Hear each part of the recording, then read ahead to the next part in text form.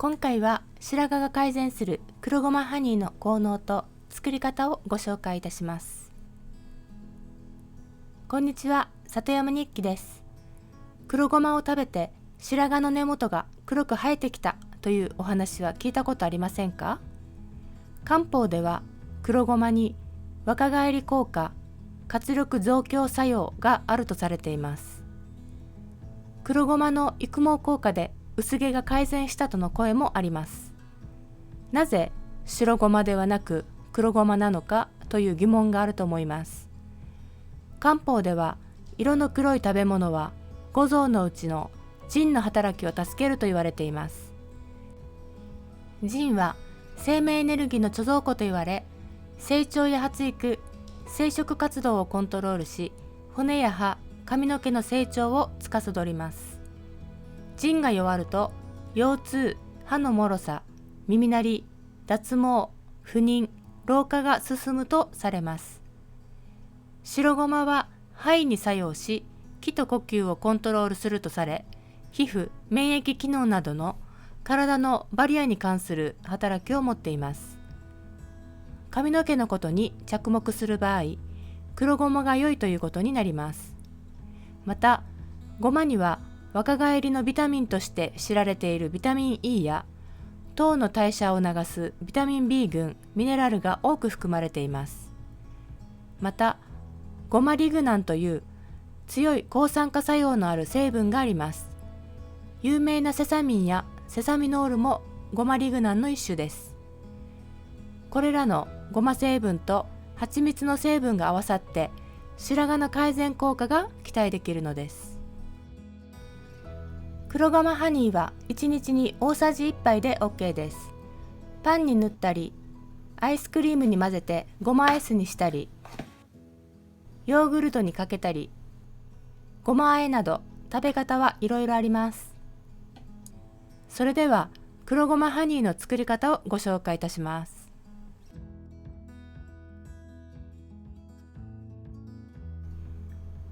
作り方は3通りあります。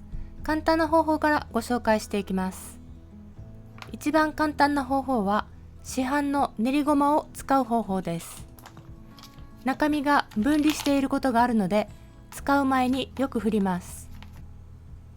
練りごま対蜂蜜が2対1の割合が基本です。お好みで割合を変えても OK です。あとは混ぜるだけです。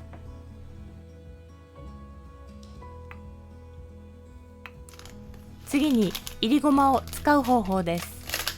いる手間が省けるので、これがおすすめです。口の大きめの容器に 100g のいりごまを入れます。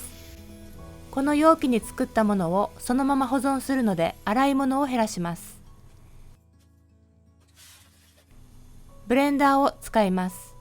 薄すぎるガラスは割れる可能性があるので気をつけてください。ペースト状になるまで細かくします。ごまは油分が多いのでくっついてきます。繰り返し細かくしていくと油分でツヤが出てきます。これに蜂蜜を加えます。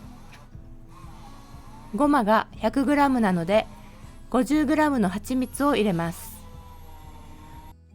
ごまと蜂蜜を混ぜます。